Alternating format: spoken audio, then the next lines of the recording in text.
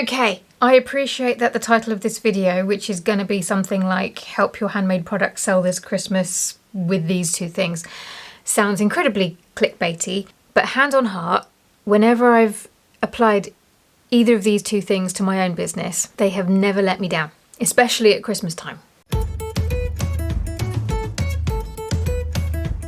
Hello, I'm Kim. I run a business called Beech Tree Handmade.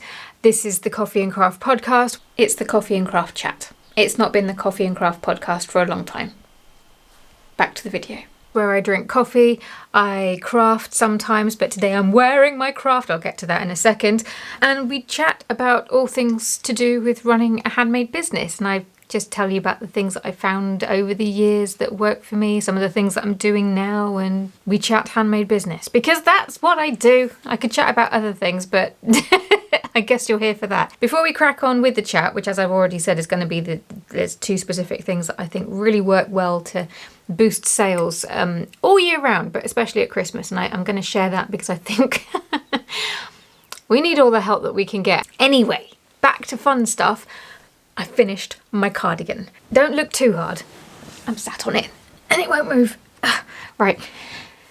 As you can tell, I've not woven in the ends. I will. I have made one other cardigan in the past and it was a granny square cardigan. And like that cardigan where my cuffs were, I was going to say sisters, not twins, but I'm not even sure they're related at this point. That was weirdly the first one I did. Usually the one that's all saggy and not great is the first one, and then my tension sort of fixes itself and then I get a tidier one. But no, that came first. That was all right. And this one just went, ugh. I don't think it helped that by the time I got to this one, I just wanted it finished because I've got a lot to do and I don't think I'll be making any more personal makes for a little while. But anyway, for those who wanted progress, the progress is I done it. So that's the craft. I have my coffee. Let's get on with the chat. Okay, so the two things I will say now, the vast majority of you watching this will know everything that I'm about to say. You're not going to get anything new here today, I don't think. But if you're anything like me, there's knowing it and there's doing it. So this is a reminder because I needed one. Now, the reason why I thought I would talk about this today is because one, I'm working on, I think I've mentioned this before, I'm working on a video for this channel, but it's kind of going to be an ongoing thing because I'm going to be testing some new stuff out. I'm going to be trying some new things to generate some more sales, more consistent sales in the business. And I thought it would be a good idea to share the process with you, but it's sort of because I'm trying a thing every week or so. And I was looking at the things, and I was like, I'm going to talk about that one in particular because Christmas for a lot of handmade sellers, myself included, is usually the busiest time of year, followed swiftly by what is often the quietest time of year. So you kind of have to really make the most of the Christmas period, the holiday season, and just Q4 shenanigans to carry you through the often quieter months. And I know we're just going into autumn and October, but these things, they take time to implement. Arguably, I could have started talking about this in the summer, but nobody really wants to talk about preparing for Christmas that early, even if that is the best time to do it. Anyway, so that was the inspiration behind the topic this week. And let's just jump into the first thing. It's gifting, which is really obvious, I know. But if you're anything like me, knowing and doing are two different things. A lot of my items are not optimized to be gifts, and I think that's the issue that a lot of us have, is that we know that gifting is an important part of selling our products. On Etsy, they've said for years and years and years, and they're correct in saying it, that gifting is one of the main reasons that people will go onto the platform in order to purchase. You could argue that you could put a cup in your shop and go, well, that would make a good gift.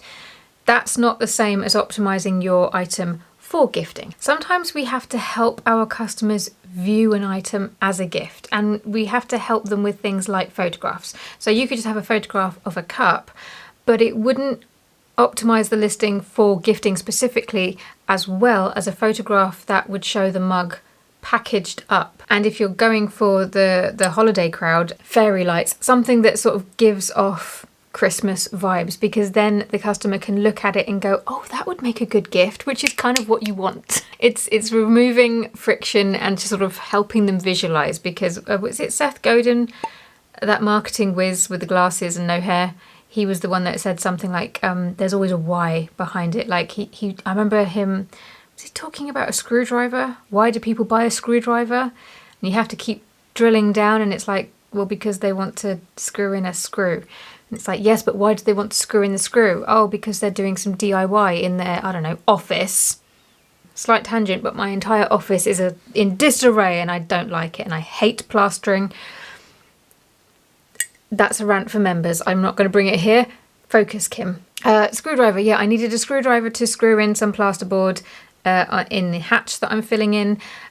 Yes, but why am I doing that? Because I'm sick and tired of having a kitchen hatch in my office and being interrupted, and my office will look so much nicer when it's all done, and I'll feel happier, and that is the reason why I'm buying a screwdriver.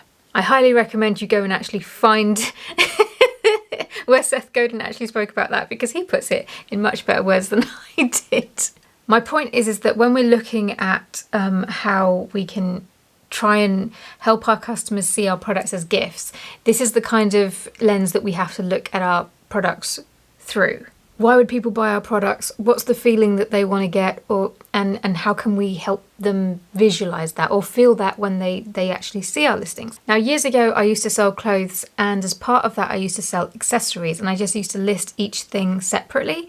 And I think it was a Christmas guide or some article that Etsy themselves actually released that I read through it that made me think, oh, actually gifting doesn't have to be like creating a brand new product. It can be taking existing products and bundling them together or making sets. And that's what I did. I made necklaces, I made earrings, and I made some sets with the ones that complemented one another. And I took a photograph with a gift box next to just a roll of wrapping paper, I think, if I remember correctly. And they were my best sellers that year. Those items had always been in the shop, but I created a specific gift out of it. That's what I mean when I say gifting can help bring in sales. It's not about creating brand new products. You don't need to do that. And you might need to if you haven't got anything, or you might need to create something that will go with something else. That's the route that I'm going to be taking myself this year. But sometimes it can be looking at what you've already got in the shop and seeing what would go together to make a gift set. Sorry, I keep looking at my notes to make sure that I don't miss anything. So we've talked about the photographs, we've talked about adding value to existing products or creating whole new bundles and sets. And the other thing that we forget to do, I think, at this time of year is just marketing in that way. And you might think, well, no, I tell people I have products. Yeah, I do too. But that's not the same. You can tell people that you have products, but one of the traps that I fall into is that I will release a product, I will tell people it's there, I will post the pictures, I will do all of the things, and then I forget. It's like the product no longer exists. It has to go and look after itself now that it's out in the big wide world. And I forget to come back to it sometimes and just remind my customers that it exists. And what I forget is that sometimes I find people and I will go and have a look at their Instagram, for example, and I see all their recent products. And then I'll go to their website and I'll go through their pages and I'm like, oh, there's amazing stuff here. I didn't even know they had this.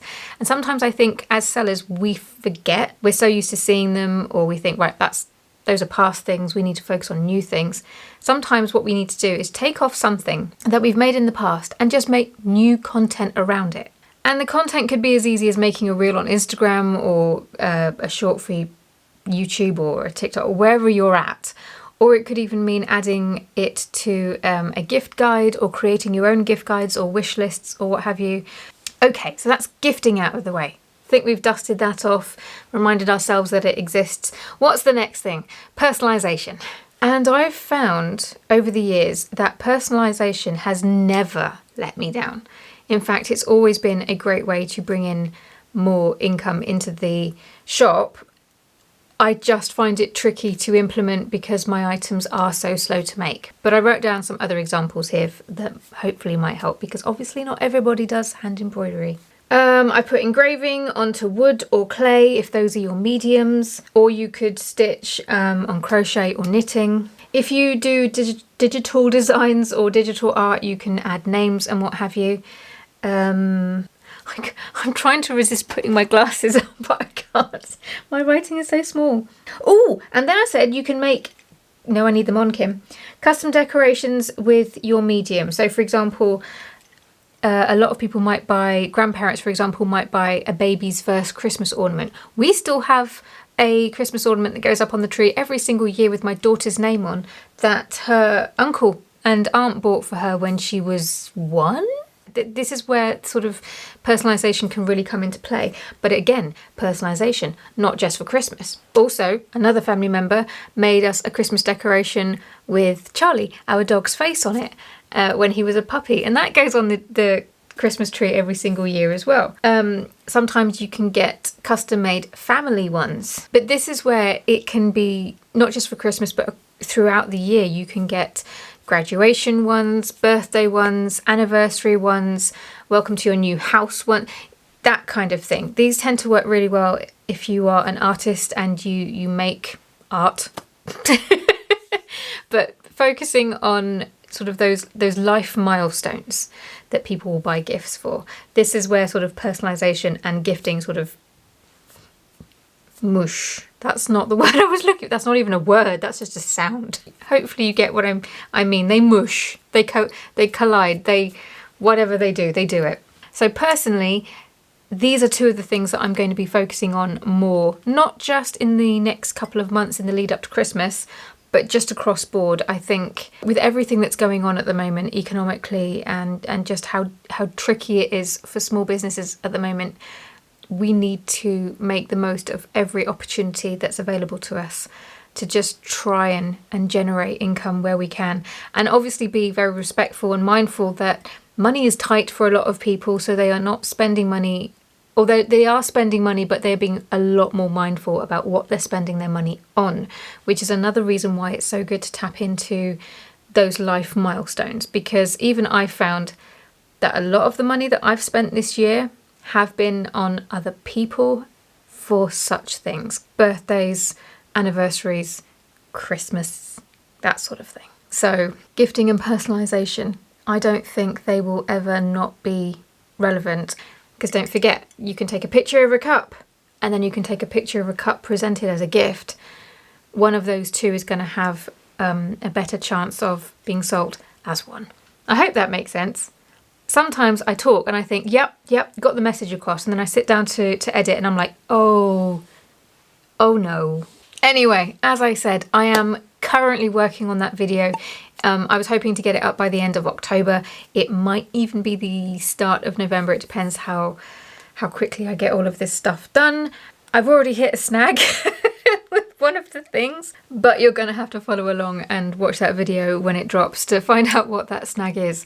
And after I finish filming, I'm going to sit down and see if I can fix it. That's it for this week. If you've made it to the end, thank you. Come say hi in the comments. Let me know what you're working on at the moment, either in your business or personal. Have you got any personal projects on the go? Are they as messy as this thing? Do you know what? I don't care. This might be messy, but it's the first cardigan I've ever knitted. So wonky cuffs or not, I don't care. I have completed and achieved a thing and I'm very happy. It's quite warm too. Okay, I'm going to stop yapping now. I'll see you next week.